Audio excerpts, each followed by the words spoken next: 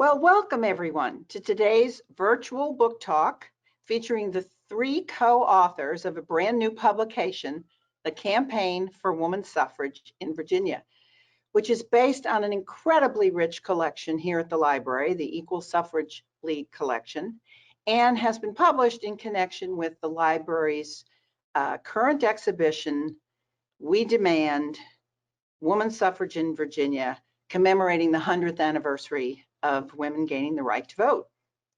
I'm Sandy Treadway, the librarian of Virginia, and I'm delighted to introduce today's program, which is one in a series that we've been hosting this year to commemorate that 100th centennial anniversary. I hope you'll be energized by today's program, and if you haven't already come to see our exhibition, that you will do so.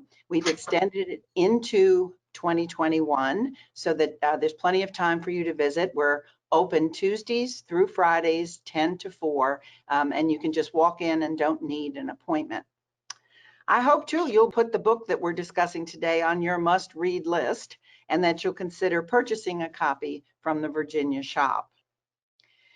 Our panelists this afternoon have spent the last few years researching, writing, and talking about the suffrage movement in Virginia, and they know it inside out and backwards. I can't imagine there's a question they can't answer about the campaign, but feel free to stump them or try to, and please put your questions in the chat box and they will respond to them later in the program.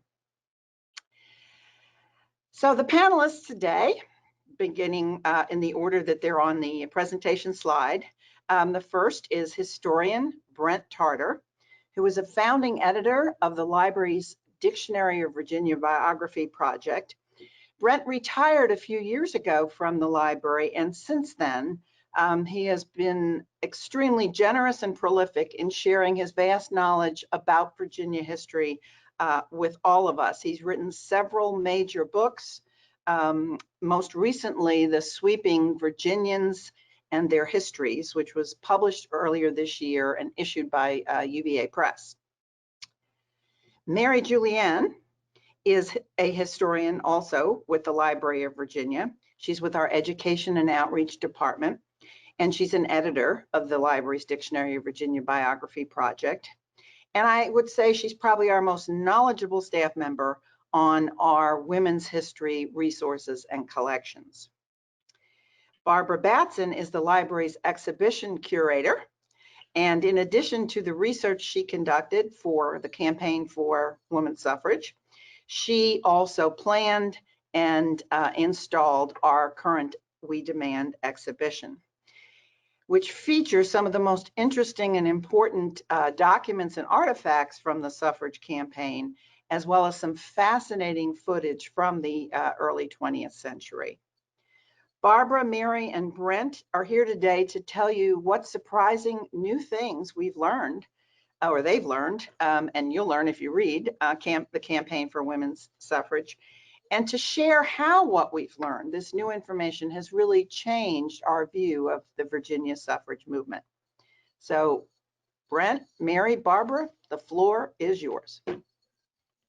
Thank you, Sandy. This is the first full account anyone has ever published of the woman suffrage movement in Virginia. We were able to do it, as Sandy said, because the Library of Virginia preserves the papers of the Equal Suffrage League of Virginia, which was the principal suffrage organization in the state. It is supposed to be one of the largest state collections in the entire country. We also have recently acquired the original records of the Virginia chapter of what became the National Woman's Party. We use those records. We use the Adele Clark papers, which are also in Richmond at Virginia Commonwealth University, and the vast newspaper collections at the Library of Virginia to piece together a story that has never been told in full. It's a surprisingly interesting story. For the most part, we knew very little about this campaign for woman suffrage, and we knew even less about the people who took part in it and led it. The first picture you're going to see is a 1919 edition of a map that I'm waiting for the picture to pop. There we are. This is the 1919 edition of a map that suffragists published throughout the 19 teens to show their progress in gaining the right to vote. This map shows states where women had the right to vote in white, states in black that women did not have the right to vote, and the various speckled kinds of states are states that had partial suffrage. Sometimes you could vote for school board members, or sometimes you could vote for city council members, and in a few states you could vote for president but no other officer. Now, although we're celebrating this year the centennial of the 19th Amendment to the Constitution of the United States, you can see by this map that the modern suffrage movement was a state-by-state campaign. Women in each of the states campaigned for changes to state laws or state constitutions in order to gain the vote for women. That's a simple answer to why that is the case, because states had exclusively control over who could vote and over the election laws within their states. Now, the Equal Suffrage League of Virginia, which was founded in 1909, became the largest organization of women in Virginia's history. You see on the left there a portrait of Lila Meade Valentine, who was the first and only president of the League. She worked for many years to organize Virginia women throughout the state. They created the largest organization of women ever to that time. They had about 20,000 members by 1919. They were remarkable people. And one of the great pleasures of doing the research on this movement is that Marianne, Barbara, and I learned about a large population of Virginia women whom we'd never heard of before. Nobody had ever heard of them. Their names have not appeared in history books, but we learned that they were remarkably able, very dedicated, extremely hardworking, and imaginative. And they came closer to succeeding than we had ever thought possible before. Indeed, these women who worked for the votes in the 19 teens in Virginia, I think deserve to be classed right alongside the heroes of the American Revolution and the Civil Rights Movement for their attempts to expand democracy in the state. They worked very hard. They did all manner of things. They spoke on street corners. They held parades. You can see from this other photograph here that they had booths at the state fair every year. They frequently had booths at county fairs. They spoke in schools. They spoke in movie theaters. They spoke on courthouse steps. They were a very, very remarkable bunch of people, and they had more success than we had realized. They organized in 1909. The first time woman suffrage came to a vote in the Virginia General Assembly was in the session of 1912. It lost in the House of Delegates 12-85. They worked 2 more years. 1914, they lost 13-74. 1916, they lost again, but the margin was now 40-52. They had largely increased the number of delegates who accepted woman suffrage and reduced the number who opposed woman suffrage. How did they do that? Mary? So as Brent mentioned, the Equal Suffrage League organized chapters all over the state. There were more than 140 local leagues from the Eastern Shore to Big Stone Gap. And the local leagues were intended to educate women and men about the importance of women's voting rights, and also to pressure state legislators to approve a woman suffrage amendment to the Virginia Constitution, as Brent mentioned. And it's also important to note that the Equal Suffrage League was an organization only for white women and men. Black women supported suffrage in Virginia, but they were not allowed to join, but we'll talk about that in a little bit. But League officers would travel around the state giving speeches and helping local communities organize. And although the State League had its headquarters in Richmond, women in the vicinity also formed local leagues. And there was a league for the city of Richmond, although its officers and members and the work that they did overlapped a lot with the State League. And there were several leagues in Henrico County, including Brook Hill and Highland Springs and in Glen Allen, which was kind of a fun thing when I came across a list of members at the Glen Allen Equal Suffrage League, because the chairman was a woman named Maud Trevette. And she was a teacher in Henrico County, and my daughter happened to be a student at the elementary school that was named for her. So you never know what kind of neat things you come across in the records. And in Highland Springs, a group of Unitarian women who had a women's club invited novelist Mary Johnston to come speak on suffrage in November 1911. And afterwards, they organized one of the first local leagues in the state. And according to its secretary, Marianne E, nearly all of the more enlightened men and women in the community are believers in equal suffrage. And there are also leagues in Chesterfield and Hanover counties, although we have a lot less information on them, and we would love to learn more if people know anything about those. So the women who headed up these leagues and advocated for their voting rights were stepping outside the boundaries of acceptable behavior for women.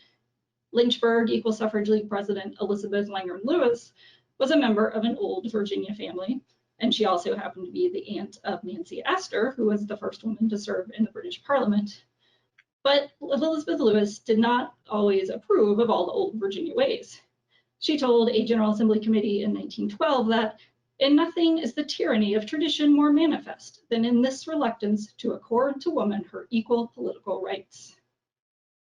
Fannie Bailey King, who was president of the League in Stanton, later recalled that after she gave a suffrage speech to the Working Men's Fraternal Association there, that my male relatives and friends crossed the street or dodged into stores to keep from speaking to such a bold, bad woman. So how did suffragists get their message out to the public at a time when there was no television or social media? As Brent mentioned, they held parlor meetings and teas. They gave speeches on courthouse steps, at churches, and on street corners. They wrote letters to the editor. They visited their legislators, and they had booths at local fairs where they passed out literature and asked people to sign petitions in favor of women's suffrage.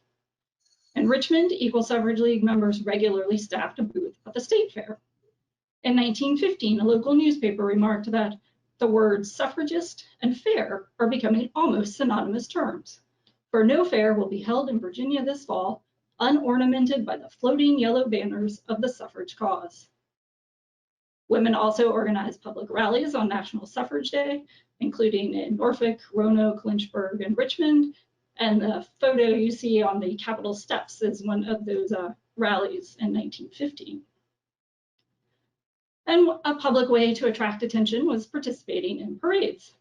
Local communities would have patriotic parades, Labor Day parades, town boosters and parades, and suffragists would decorate a car with banners and placards and wear their Votes for Women sashes, and they would participate. In 1913, about 100 Virginia women marched in the National Suffrage Parade that was organized in Washington, D.C., which is the other photograph. And it was held the day before President Woodrow Wilson's inauguration, so there was a huge crowd in Washington to see it. And some of the men tried to break up the parade. Hampton suffragist Faith Morgan described how men spit near their skirts and tried to trip them up. She responded by stepping on the foot of the man closest to her. She wrote that she could hear a plaintive voice behind me bleating, "She stepped on my foot! She stepped on my foot! The glow of my satisfaction is ever burning." The women were eventually able to complete their route down Pennsylvania Avenue. And these large public spectacles contributed to some dissent in the suffrage movement. And Barbara will talk about some of the women who were part of this other group.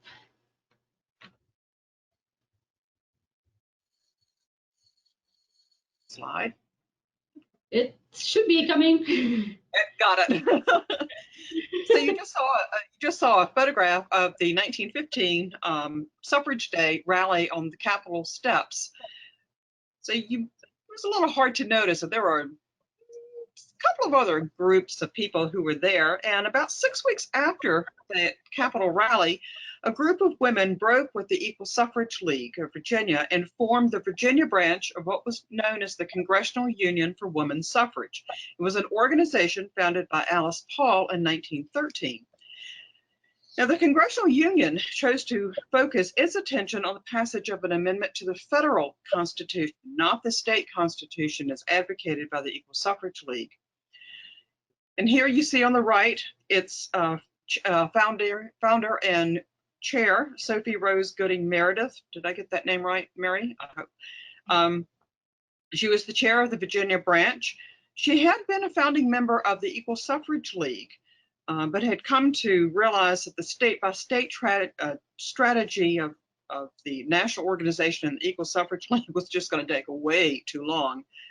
So when we started this project, we didn't know, well, we knew hardly anything about the Congressional Union Virginia branch. But thanks to the generosity of Sophie's great-granddaughter, Sophie Meredith Sides Cowan, the library now has the minute book of the group. And it opened up a whole new world of women that we knew nothing about, and it's been a lot of fun getting to know them. So now we know about Marianne Reed, and if you look at the photograph on the left, which is the 1916 State Fair, where the Congressional Union had their booth and the Equal Suffrage League had their booth. You see on the far right, Marianne Reed from Highland Springs, who had been a founding member of the Highland Springs Equal Suffrage League chapter. And she had been secretary of that chapter. Well, she went with the Congressional Union and she was the secretary for the Virginia branch. And thank goodness her handwriting is very legible. I do appreciate that. Standing to her right, or I guess our left, is Lucy Flanagan. We didn't know a whole lot about her, but her husband was a public health official, kind of prominent in the 1919 flu epidemic. And she is sort of everywhere. The woman on the chair is Florence Murrill, who worked with the national organization. All I can tell you is that every time I see her, she's smiling and she's got dimples in every single photograph. Sophie Meredith is the woman all the way over to the left, but one, standing there with this thing on top of her head, which looks like it's just the hat, looks like a bird. But that is Sophie. And at this particular fair, they used obviously every means to gain attention. They used tambourines, they sang songs, they stood up on chairs and spoke. They also contracted with a young woman who was an aviatrix to drop leaflets all over the Midway. And Marianne Reed recorded in the minute book that during that fair period, they dropped as many as 30,000 leaflets. That's a lot of leaflets. And that's only probably one kind of leaflet. Now, the Congressional Union later became the National Woman's Party. And you can imagine it focused its attention not necessarily on the local records, on the local representatives, but they went to Washington, presented petitions, and they were more confrontational. Now, the Virginia members of the Congressional Union, or the National Women's Party, delivered petitions, as I said, to senators and representatives, and beginning in 1917, participated in picketing the White House. And as far as we know, this is the first group that really, an organization that pickets the White House in a really confrontational way. The women stood silently with their banners along the White House fence, but they were harassed and arrested by the police for obstructing traffic. Some women, such as Sophie Meredith, paid their fines, but others like Pauline Adams, and you see her on the right, served time in the workhouse at Occoquan, where they endured dirty uniforms, unsanitary conditions, and inedible food. When some of the women went on a hunger strike, they were actually force-fed. Adams, who had been a founding member of the Norfolk Equal Suffrage chapter before joining the National Women's Party, wrote her husband that, quote, "I have been kept from the privilege of incoming or outgoing mail for over the past week and am now locked in a small cell in solitary. I have not been given my toothbrush or hairbrush here yet, but got the loan of this pencil from a new picket who came with another group yesterday." Adams later joined other former prisoners on a national tour in 1919 to talk about their experience in prison and to drum up support for the federal amendment. The women dressed in reproductions of their prison uniforms. We actually had one made for the exhibition. And when they got off the train, they would demonstrate how they had to march in prison, how they had to behave. And then they went around the towns and gave talks from their automobiles. There's even newsreel footage of the ladies getting off the train in San Francisco, and I was thrilled to find that. But there is kind of a darker side to the story of suffrage, and Mary alluded to that a few minutes ago. and that not all women were welcomed into the organizations. Right. So the Equal Suffrage League and the Virginia branch of the National Women's Party disagreed about how to achieve voting rights for women, but they were both in agreement that African American women would not be members. Virginia's long history of racial discrimination and segregation meant that African American women were kept out of the fight for women's suffrage, but that doesn't mean that Black women in Virginia weren't involved. Lynchburg native Jimmy Bugg was a student at Howard University at the time of the National Suffrage Parade in 1913, and she urged members of the Delta Sigma Theta sorority that she had helped organize at Howard to take part in the parade, even though they had to march separately from white students or after white Southern suffragists had complained about African American women participating. And many African American women in Virginia who advocated progressive era reforms to public education, public health, and labor laws also advocated suffrage. Social worker Janie Porter Barrett, who was superintendent of a school for at-risk girls in Hanover County, supported votes for women, and after ratification, reminded her students that voting was a duty that they must take seriously. Barrett was the founding president of the Virginia State Federation of Colored Women's Clubs, and she was a delegate to the convention of the National Association of Colored Women that brought African American women from around the country to meet at Hampton in 1912. There were more than 70 delegates from across Virginia, including Roanoke community activist Millie Paxton, Richmond women's rights activist Rosa Dixon Bowser, and Portsmouth teacher Josephine Norcom. And many of the Virginians undoubtedly participated in the convention's roundtable on women's suffrage and likely supported the convention's resolution in favor of women's voting rights. Members of the women's clubs in Hampton and Norfolk also staged a suffrage parade as part of the convention's festivities. And one of the speakers was Richmond civil rights activist Maggie Walker, who was the first African American woman to be president of a bank. And she spoke about the struggles of Black working women. Capital at once took advantage of woman's necessity by compelling her to do a man's work at a smaller wage. Of course, the women rebelled and are rebelling and rebellious even at this present moment, yet capital is deaf and will never hear their cries until women force capital to hear them at the ballot box. Having experienced the changes that happened in state and local government when African American men gained the vote with the 15th Amendment after the Civil War, African American women were keenly aware of the importance of having the ballot to bringing about social, economic, and political reforms. We know that Black women in Virginia read about women's suffrage in The Crisis, which was the NAACP's periodical, and in Maggie Walker's newspaper, the St. Luke Herald.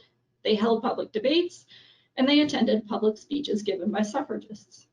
A lack of sources has been one of the biggest difficulties in documenting the activity of African American suffragists in Virginia, but we would love to know more about their work. The Library of Virginia and other institutions have records of the Equal Suffrage League and the Virginia National Women's Party, but there are far fewer records for organizations of African American women from this time period. And we hope that interest in the ratification centennial will bring some more records and information about their activities to light. And the issue of race also played a significant role in the anti-suffrage efforts in Virginia, which Barbara will talk about. So you might think, oh, all women wanted the right to vote. Well, no. There were a lot of women and a lot of men who argued against women's suffrage. The vote, they said, will not clean up streets or build schools or stop child labor. It cannot raise wages or stop the liquor traffic or eradicate prostitution. Women's suffrage was the vanguard of socialism and would destroy the family. And besides, women had no business in politics. But for the members of the Virginia Association opposed to women's suffrage and the national organizations as well, the real threat was that granting women the right or granting women's suffrage would extend the vote to African American women. The 1902 Virginia State Constitution had disfranchised as much as 90% of African American men and about 50% of poor white men in a blatant attempt to place control of the Commonwealth in the hands of a small group of white men. Well, the Equal Suffrage League basically said, it's not a problem. because there are more white voters than there are African Americans, and because any voter would have to meet, they'd have to pay their poll tax, and they would have to pass the literacy test. So they said that the so-called Negro vote would be effectively nullified. And so for the national organization, downplaying the potential effect of a Black vote was crucial to win over the Southern legislatures, and that certainly became the case in 1920. But there was a curious thing that the Equal Suffrage League did. They wanted to keep track of where the legislators were in their thinking. And so Brent's going to tell you about a really clever idea that they developed. That's what we need. The Equal Suffrage League officers and volunteers created index cards like this on every member of the House of Delegates in 1919 in preparation for the regular session of the General Assembly in 1920, when the 19th Amendment would come up for ratification or rejection. This is perhaps the first comprehensive, detailed lobbying plan by a citizen organization in Virginia. They did these cards on each of the members of the General Assembly, and they recorded everything they could learn about the Assembly members' ideas about whether they opposed or approved, what arguments might be used to change their minds, who were so badly opposed that there was no point in working on them, who was a supporter who could be relied on to help. And for the time, these index cards are a pretty remarkably sophisticated database. They used them to very good advantage. The one that's on the right on the back, S.R. Carter from Ashland, they didn't write down much on him, but it's like several other cards that are in the file. It is amusing. He answered a letter on suffrage on the 10th of December. Shall be guided by his wife's wishes. Mrs. C opposed. Carter voted against ratification of the 19th Amendment when it came up in February of 1920. The other card for Richard Lewis Brewer of Suffolk is much more detailed and more interesting.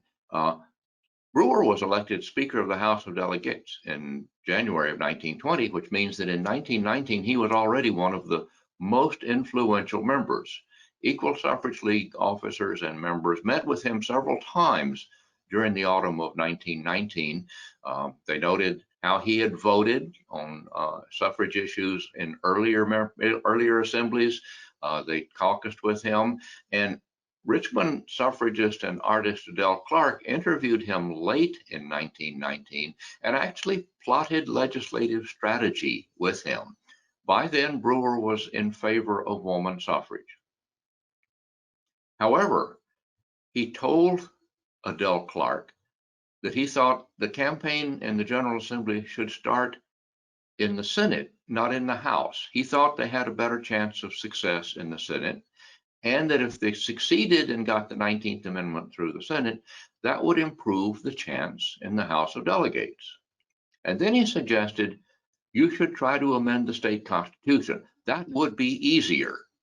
Well, Clark said, we have given up on state-by-state approach. We are now working on trying to get the federal amendment ratified. But you know, Brewer was right. And this is a story that's never been told before. I think we all know that when the 19th Amendment came up in the General Assembly early in 1920, that both houses of the Assembly rejected it by large margins. However, they did two other things that we knew much less about. They passed a law in March of 1920 that said adult women could pay the poll tax as new voters and register and vote if the Constitution of the United States allows them to. Basically, that law could not go into effect without an amendment to the federal Constitution. And then they did something else that we did not know about at all. This was one of many wonderful surprises of our research, because in March 1920, both houses of the General Assembly by large margins, proposed a woman suffrage amendment to the state constitution. Nobody knew that. That was a real surprise. They passed it by large margins. That means that the Virginia League of Women Voters, not League of Women Voters, excuse me, League of Equal Suffrage League, had actually succeeded at its original objective, which was to get an amendment to the state constitution. Now, admittedly, it was too late to make any difference. The amendment process required proposal of an amendment in 1920, approval of the same amendment by the General Assembly in 1922 before it could go to a ratification referendum in the fall of 1922. So because there was never a referendum on this, nobody noticed that they had actually proposed this amendment.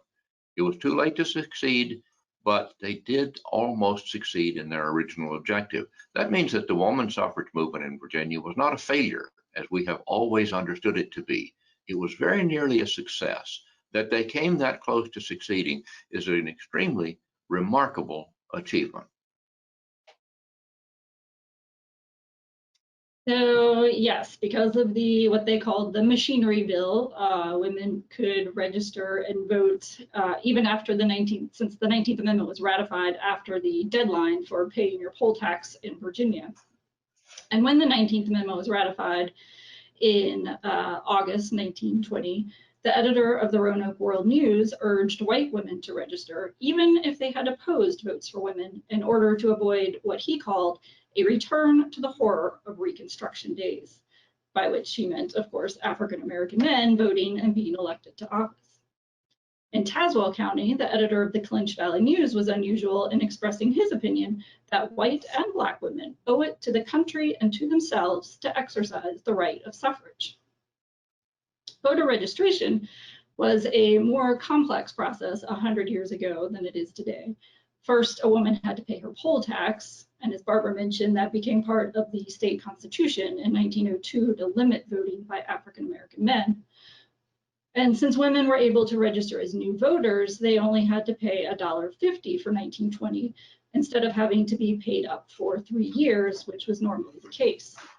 And even though $1.50 or $4.50 for the 3 years may not sound like a lot, when many people earn less than $100 a month, the amount was not insignificant. After paying her poll tax at the treasurer's office, the prospective voter had to take her receipt to the local registrar's office. Some registrars helpfully provided evening hours, but others might be open only a couple days a week. In Henrico County, Ann Harris and her sister reported that they traveled 10 miles to the courthouse.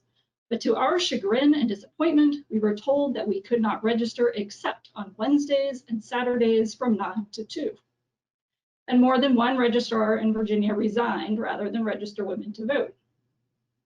Each woman had to provide her name, age, occupation, address, and length of residence. And on the screen, you can see the voter register from Richmond, which actually is the page with Maggie Walker's registration that has all that information on it. And registrars would sometimes help white women by providing a sheet of paper that outlined all the requested information on it, but Black women did not receive such prompts. If a woman couldn't provide the details from memory, the registrar could turn her away and disqualify her, and her poll tax was not refunded, so she would be out the $1.50. Registrars could also ask any question to determine someone's eligibility to vote, which they often did to disqualify African-American voters. The NAACP sent a field agent to Hampton to document the experiences of Black women there, so we know some of the questions that they were asked. How many people does it take to make a county? What persons are not eligible to vote? Who, if they committed a civil crime, could not be arrested? If you didn't know the answers to the questions, you again would be disqualified. Sometimes African-American women would be kept waiting until all the white women had been registered. And of course, waiting for hours was a difficult thing to do if you had to work for a living. This complicated process is why white women and Black women held meetings all over the state to prepare women for registration in the fall of 1920. Richmond was one of the localities that had a fairly high percentage of women who registered, More than 10,000 white women did so with the help of Equal Suffrage League members who were deputized as assistant registrars. Richmond banker Maggie Walker and social worker Ora Brown Stokes organized a massive voter registration drive in the city that enabled 2,410 African American women to register, although their requests to also serve as assistant registrars were refused. There is no precise data on how many women registered in 1920, but we do know that women in urban areas generally registered at higher rates than those in rural areas, and everywhere, white women always far outnumbered Black women. Between 75,000 and 100,000 Virginia women registered to vote in the 4-week period after ratification. Now, that was less than 15% of the eligible population, but it was still a pretty remarkable accomplishment in a state that discouraged voter participation with poll taxes and literacy tests. After registering, one woman in Norfolk described the wonderful feeling of being a full-fledged voter. It gave her a sense of power to be really and truly a citizen of the United States of America and not just a make-believe. Presumably, she was one of the approximately 77,000 women who voted in Virginia for the first time on Election Day in 1920. The centennial of the 19th Amendment is an important reminder of the struggles that Americans have overcome to gain their voting rights. But the fight has continued for many Virginians, which Barbara will touch on. So the question was, were the women of the Equal Suffrage League of Virginia and the Virginia branch of the National Woman's Party successful? And Brent pointed out that, yeah, they were. But we do have to recognize that the 19th Amendment didn't solve all the problems. So to explore some of what was not done, we created a complimentary exhibition, which is now in the cafe area. It's called Unfinished Business. So what was not done by the 19th Amendment? Native Americans could not vote because they were not recognized citizens until 1924. And it wasn't until the Voting Rights Act of 1965 and the 24th Amendment that the poll tax was finally done away with. And sadly, literacy tests still remained in force in parts of Virginia and the South well into the 1970s and possibly into the 1980s. And just as a little aside, in 1923, Congress began consideration of an Equal Rights Amendment. It's called the Lucretia Mott Amendment. And in 1924, the Virginia House of Delegates Committee on the Courts of Justice sent the amendment to the full House for a vote. Alas, the House, not surprisingly, defeated it, 39-28.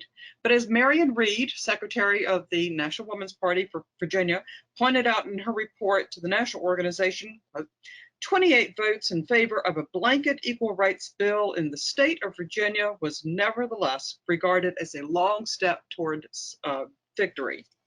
It took a while, but this past January, the General Assembly did ratify the Equal Rights Amendment, and Virginia became the 38th state to do that. So it was a long struggle. There are still some issues of voter suppression in polling places, particularly right now with the COVID, that some polling places are being consolidated. So all of this is on view for you. As Sandy mentioned, we are open 10 to 4, Tuesday through Friday. You do not need an appointment to come in and see the exhibition. We will be glad to see you. Here are a couple of shots of the gallery. The exhibition has been extended through Friday, May 28th, which is Friday right before Memorial Day. There is a traveling version that's making its way around the Commonwealth, and you can check the library's events page to see the itinerary. And we do have a web page, thank you, Mary, that has so much more information on it. It's undergoing some maintenance right now. We hope in about a week or two it'll be back up. But it shows you biographies of these women and a little bit more about this fascinating story. They're short gallery talks that Mary and Catherine Fitzgerald Wyatt and I put together this summer. They were a lot of fun to do. And also audios of the suffragists from their own words that we didn't coerce staff, but we asked staff if they would please read, and those are really great. There's some really fantastic quotes. The next, please. Next one. It's coming. Oh, okay, it takes a little longer. So I'm going to embarrass my colleagues. I'm going to thank Mary and Brent publicly for jumping into the Equal Suffrage League records and becoming co-curators for the exhibition and writing this book.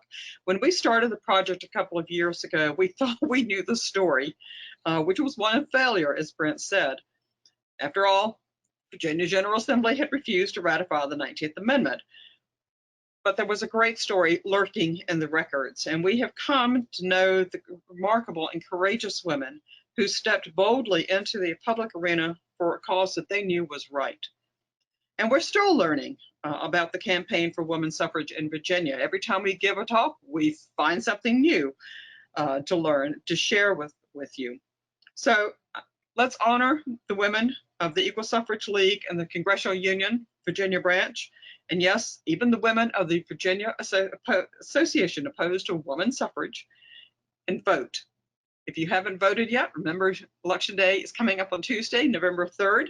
And as Mary said, the vote is our superpower. So thank you for attending. You can see how to order the book from the shop. It's been a really great project to work on. I've had a blast. I hope my colleagues have too. So if we'll take any questions. Okay, our first question is, history is often enlivened by small details. What is your favorite anecdote or anecdotes regarding the fight for women's suffrage? Oh my God. Oh, That's tough. that's We hard. had more fun working on this project than anything we've done in years and years. Almost every week, one of us would find something that was astonishing and new, and we'd go trotting into other people's office and say, Mary, look at this. Barbara, look at this. Or they'd come in. It was just amazing what we found. I don't know that you could say that there was a favorite one. Somebody asked me who was my favorite suffragist. Golly, I don't know. These were fascinating, creative and dedicated people that I wish we had known about years and years ago. I don't know how to answer the question. I didn't have a favorite episode or a favorite event or a favorite person. Mary, Barbara, did you? Well, there are times when you read the, and here I will put a big salute to Errol Samay and his group who put together the Virginia Chronicle, which enabled us to look at, to really mine the Virginia newspapers in a way that just wasn't possible a few years ago. There are descriptions in the newspapers about the suffragists decorating their cars and driving to Appomattox to corner some poor old delegate in his house to talk to him about suffrage. And I just thinking, this is 1915, 1916, and they're in their automobiles, probably driven by their African-American chauffeurs, and they're going to Appomattox, decorating his house and really sort of making it kind of public that they're going to go talk to him about suffrage. I mean, that is quite a scene to just sort of imagine what the townspeople would have thought at that time. And even in the rally in 1915 around in Richmond, they had women at, I think it's something like 40 stations around the city who were selling the suffrage newspaper from the national organization. They had not only had the rally on the Capitol steps, but they also that evening went around in their automobiles and talked about suffrage. And it was a huge deal. And I just, again, it's one of those things, you read the description, you just wonder what people thought at the time. These were women who stepped way outside their bounds, what was publicly accepted, and just did us a tremendous favor. Mary, what did you think? There are so many. One actually that I came across after the book had been published, actually. I think back in the spring I came across it in Caroline County at Bowling Green. Lila Mead Valentine had gone to make a speech. She was out front on the courthouse green. And there was a large crowd, mostly men. The newspaper reported that there were African-American women also in attendance. And she had hung her Votes for Women banner on the fence that was around the Confederate monument on the courthouse square, which is still there, I think.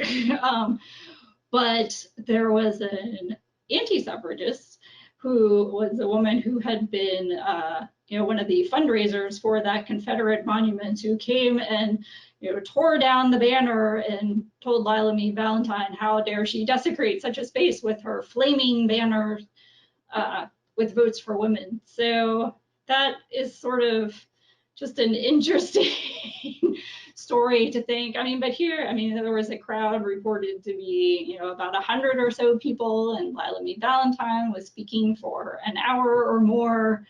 And it's fascinating to imagine, the scenes. It would be great. I would love to be able to hear. We have texts of some of her speeches, but it would be great to have been able to hear them delivered.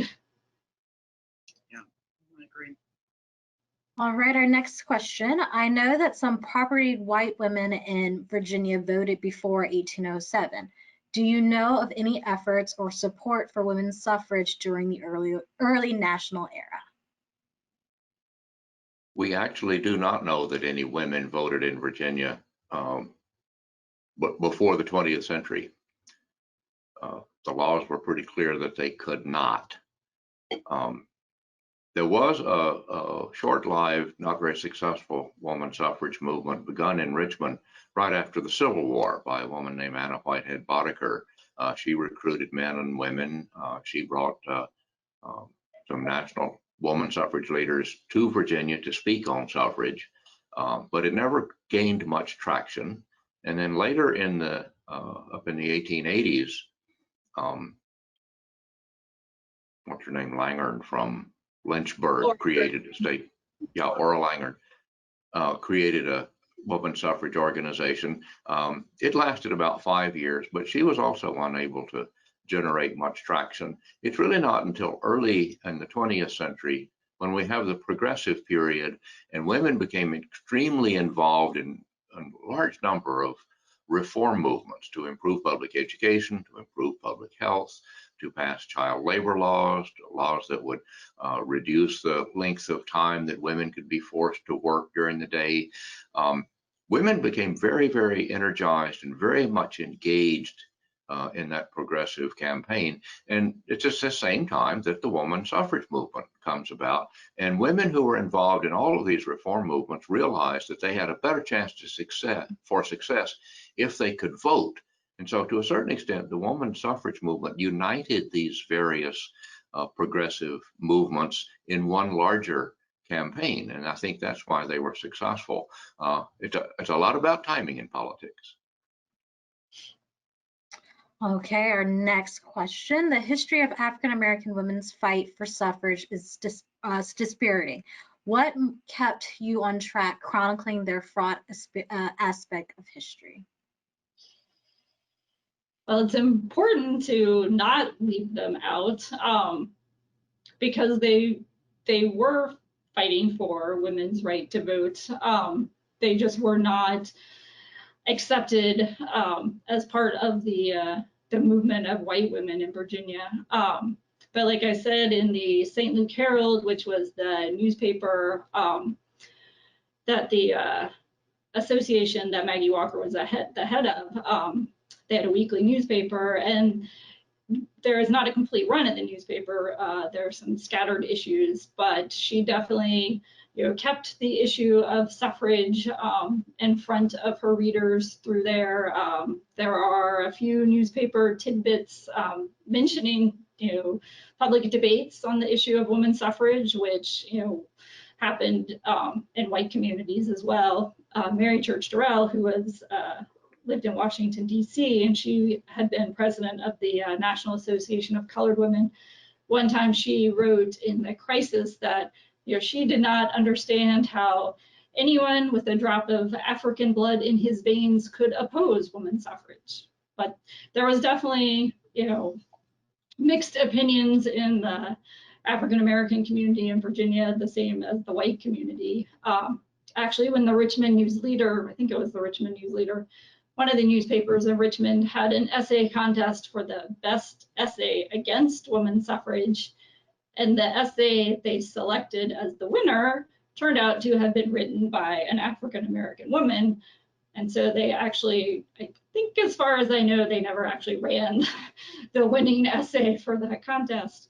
And I knew it is harder to find records of their organizational work during this early 20th century period.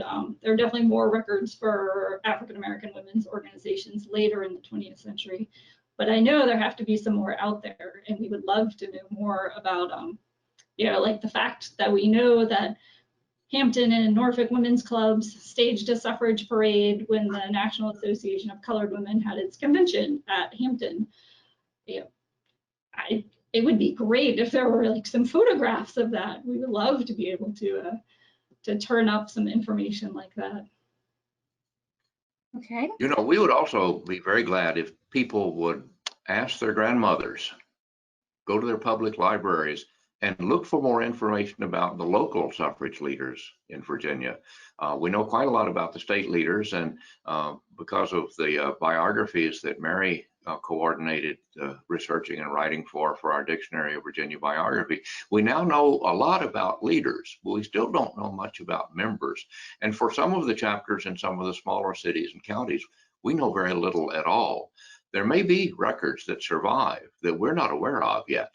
So I'm hoping that this commemoration of the centennial of woman suffrage will stimulate people to get curious about their own communities and write up what they can learn. The Lynchburg Museum has done a wonderful job. They have a magazine with a terrific article that they published last spring about the suffragists in Lynchburg. It would be great if people would dig in their local libraries and newspaper files and come up with more information and teach us even more about these remarkable people. All right. What are some parallels from this history that you see now? Actually, that's spooky. If you read what the opponents of woman suffrage were writing and saying, and then you read what's been in the newspapers recently about reformers, it's the same language. They're making the same arguments about socialism, about people doing things they're not supposed to do, about dangers to families and dangers to women's roles. The campaign against the Equal Rights Amendment and the campaign against woman suffrage movement, the campaign against the civil rights movement, all use the same language. These are fundamentally important and controversial issues about the place of women and race in this country. There's more parallels than differences, I think. All right, we have time for one more question. Were there any dead ends that you encountered in your research? Ooh, that's a good question.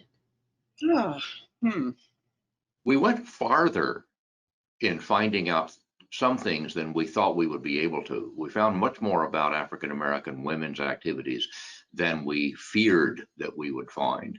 But insofar as knowing exactly what people were doing in their individual communities, we still don't know. That's not a dead end, but it was a frustrating incompleteness.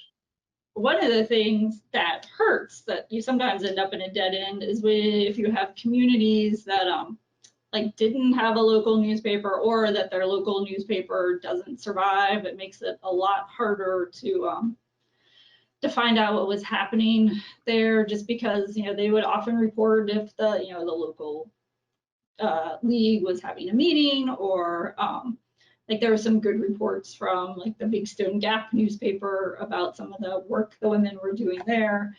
And so yeah, if a locality does not have surviving newspapers or was too far from a place, that definitely makes things trickier. And I think a lot of times, I don't know, suffrage, we have the organizational records and a few private papers, collections, but a lot of times, some of the suffrage activists, when they died in, say, the 1940s or 50s or 60s, like their obituaries did not even mention that they had ever even been involved in the woman suffrage movement. And so, yes, it'd be nice if people kind of dig into their own family histories and maybe see what's there and share that information.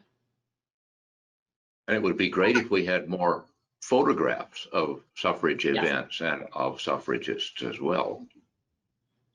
I think one of the things I'd like to know more about is what working Virginia women, how they felt about the suffrage movement and how they participated. Because we, you know, if you're a working woman, particularly if you're head of household, you don't have a whole lot of time to go to rallies and things like this. But we know that there were evening events, and it would be great to know if these women went to any of those evening events and how they participated in the suffrage movement.